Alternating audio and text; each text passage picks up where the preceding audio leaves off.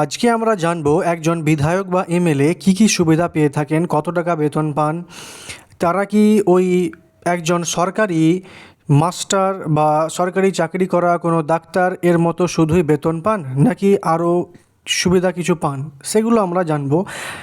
বর্তমান সমাজে 90% মানুষ এই ব্যাপারে অবগত থাকেন না। তো চলুন আপনি আজকে এই ভিডিওটি দেখুন এবং আজকে আপনি এমন কিছু জানতে চলেছেন যেটা আর 5টা মানুষ জানে না। আপনি এগুলো আজকে জেনে যাবেন। তো চলুন শুরু করা যাক।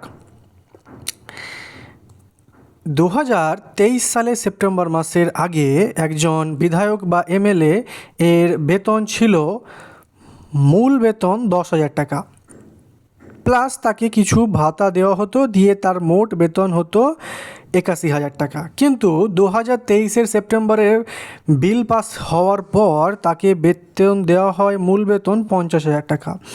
এক ধাপেই তার বেতন 40,000 টাকা বাড়িয়ে দেওয়া হয়েছে, প্লাস তাকে কিছু ভাতা দেওয়া হয়, দিয়ে তার মূল বেতন এখন 1,21,000 টাকা হয়ে আছে। এছাড়া একজন এমএলএ তো মেম্বার অফ লেজিসলেটিভ অ্যাসেম্বলি, মানে একজন বিধানসভার মেম্বার বটে তিনি। তাছাড়াও একজন যদি পূর্ণমন্ত্রী হন তিনি, তাহলে তার বেতন 1.5 লক্ষ টাকা।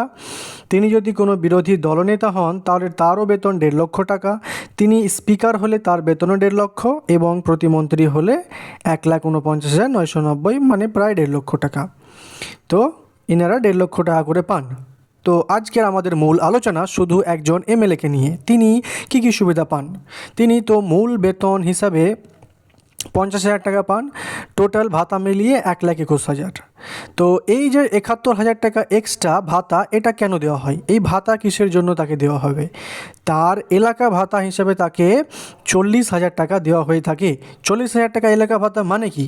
তিনি ধরেন আপনার এলাকার এমএলএ, আপনার এলাকা যখন তিনি ভিজিট বা দেখা করতে যাবেন বা দেখতে যাবেন, তখন তার গাড়ি খরচা, তার বডিগার্ড বা তার খাওয়া দাওয়া, তার লোক সেখানে যে খরচা হয়, তার জন্য তাকে মাসে 40,000 টাকা পর্যন্ত ভাতা দেওয়া হয়। এছাড়া তার যে অফিস চালানোর জন্য তাকে মাসে 31,000 টাকা দেওয়া হয়। 40 প্লাস 31 দুটো মিলে হয় 71,000 টাকা। তো বুঝতে পারছেন, আপনি যদি কখনো এমএলএর অফিসে যান, তাও আপনাকে বসতে দেওয়া হয়, ফ্যান চালিয়ে দেওয়া হয় অথবা এসি চালিয়ে দেওয়া হয়, এবং আপনাকে চা খেতে দেওয়া হয়। তো আপনি এই চা খেতে কখনো দ্বিধাবোধ করবেন না। কারণ কি, এই চা খেতে দেওয়া টাকাটা এমএলএর নিজের পকেটের টাকা থেকে নয় বা নিজের বাবার টাকাতেও নয়। এটা আপনার আমার মতোই ট্যাক্স পেয়ারের টাকা, আপনারই টাকা, আপনাকেই চা খাওয়ানো হচ্ছে। তো কখনো দ্বিধাবোধ করবেন না, খেয়ে নেবেন। তাহলে আশা করি বুঝতে পেরেছেন যে এমএলএ একজন মাসে কত টাকা করে পায়। 50,000 টাকা ওর মূল বেতন, প্লাস 40,000 টাকা তিনি কিসের জন্য পান? তার এলাকা ভিজিট করতে যাওয়ার জন্য, প্লাস তার অফিস খরচার জন্য 31,000 টাকা পান। মোট কত টাকা পান তিনি? মোট 1,21,000 টাকা তিনি পেয়ে থাকেন। তাহলে আশা করি বুঝতে পেরেছেন। নেক্সট, এছাড়াও আরও কি পান তিনি? আরও পান একজন বিধায়ক, তিনি যদি শুধুমাত্র বিধানসভাতে উপস্থিত থাকেন, তাহলে প্রতিদিন হিসাবে তাকে 2,000 টাকা করে দেওয়া হবে। ভাবা যায়, একজন এমএলএ যে তাকে তো ভাতা বা পেনশন দেওয়া হচ্ছেই, তাকে স্যালারি দেওয়া হচ্ছেই, তার সত্ত্বেও তিনি প্রত্যেক দিন হিসাবে 2,000 টাকা করে পাবেন। ধরুন একজন এমএলএ মাসে 15 দিন, 30 দিনের মধ্যে মাত্র 15 দিন তিনি বিধানসভা অ্যাটেন্ড করেছেন, তাহলে তিনি 15 দিনে কত টাকা পাবেন? 15 দিন গণিত 2,000, মাসে 30,000 টাকা তিনি শুধুমাত্র বিধানসভাতে গিয়ে বসার জন্য তিনি পেয়ে যাবেন। তিনি কিছু বললেন না বললেন ও পরের কথা, না বললেও হবে, তিনি খালি গিয়ে অ্যাটেন্ড করলেন, প্রেজেন্ট হয়ে গেল, মানেই টাকা পেয়ে গেলেন তিনি। মোবাইল আর ইন্টারনেট বিল কে দেয়? এই যে বিধায়কদের মোবাইল থাকে, তিনি যদি কলকাতার কোনো টেলিফোন বা ফোন ব্যবহার করেন, তাকে 3,000 টাকা মান্থলি দেওয়া হবে টেলিফোন খরচ। এলাকার ফোন যদি আপনার আমার মতো স্যামসাং বা ভিভো, ওপো, যে কোনো ফোন, নর্মাল ফোন তিনি ব্যবহার করেন, তাকে মাসে 2,500 টাকা মোবাইল ফোনের খরচ দেওয়া হবে। এছাড়াও আমি কি করি, ইন্টারনেট খরচের জন্য মাসে 300 350 রিচার্জ করি, 5G আনলিমিটেড চালাই, অথবা বাড়িতে কোনো ওয়াইফাই থাকে 500 টাকা রিচার্জ করলেই আনলিমিটেড নেট চলে, কোনো অসুবিধা হয় না।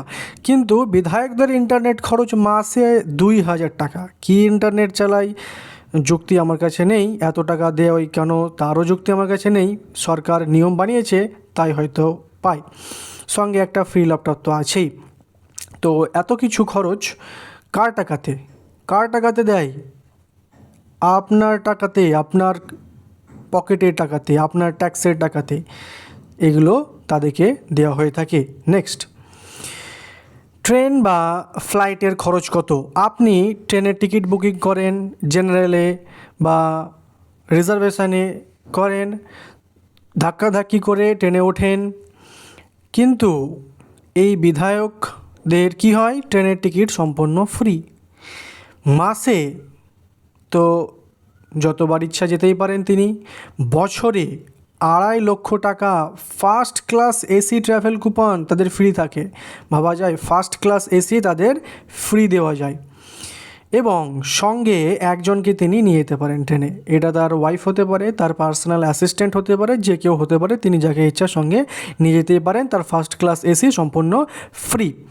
সরকারি কাজে রাজ্যের বাইরে গেলে এয়ার টিকিট ফ্রি। ধরুন ওয়েস্ট বেঙ্গলে একজন বিধায়ক আছেন, তিনি দিল্লি যাবেন, তো ওয়েস্ট বেঙ্গল থেকে দিল্লি যেতে এয়ার টিকিট তাকে টাকা দিতে হবে না, ফ্রি। প্লাস এয়ারপোর্টে যিনি কোনো খরচা করেন, যাতায়াতের সময় যদি তিনি খরচা করেন, বিল হয়, তাকে 50,000 টাকা পর্যন্ত বিলে ছাড় দেওয়া হয়।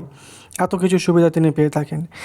নিজের গাড়ির তেল খরচ কি ট্যাক্সের টাকাতে হয়, নাকি নিজের স্যালারির টাকাতে হয়, নাকি নিজের বাবার টাকাতে হয়?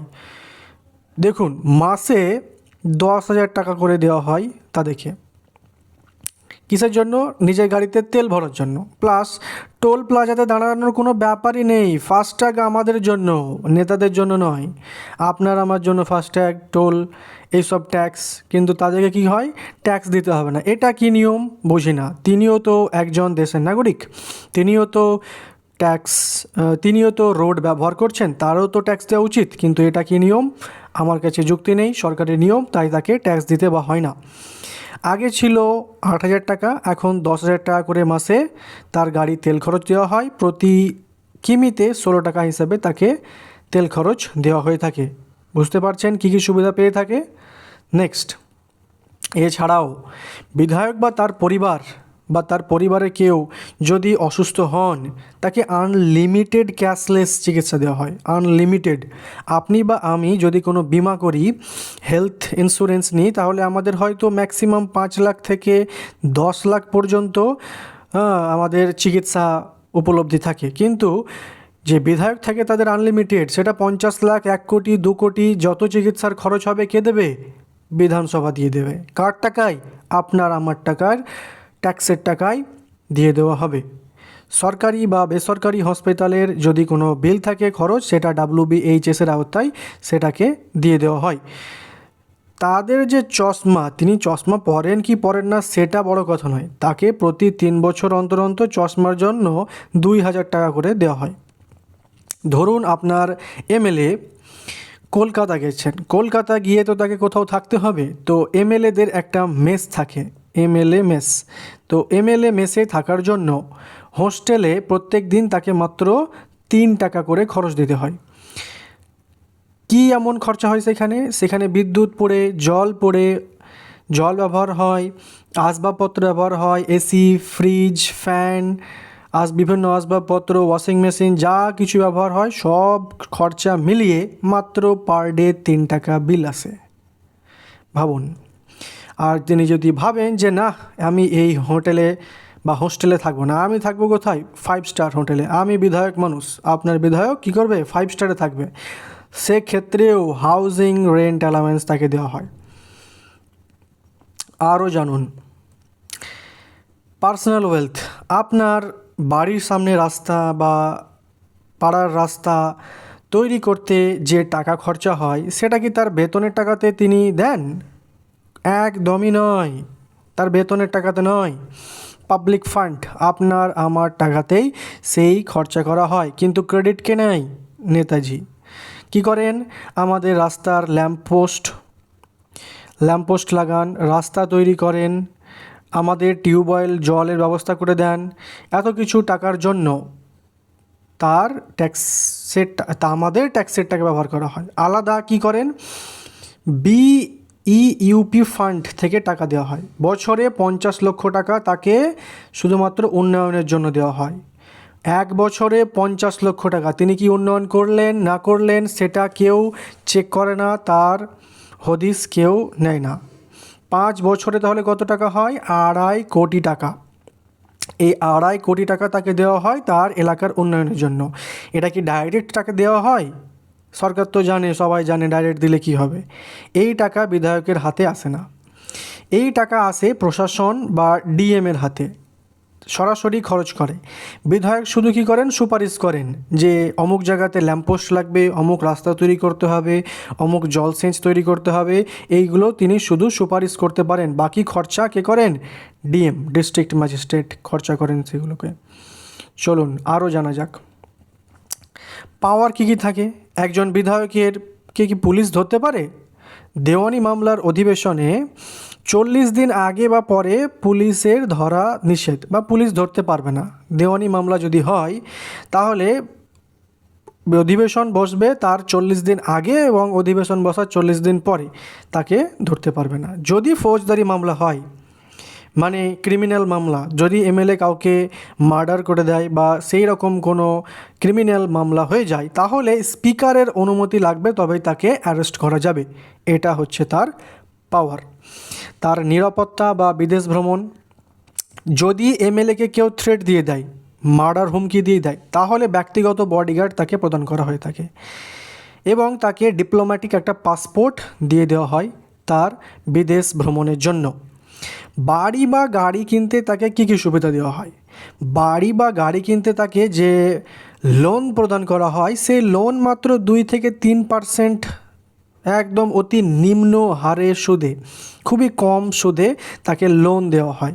আপনি গেলে কত পার্সেন্ট সুদ দিতে হবে সেটা একবার কল্পনা করে নেন। নেক্সট,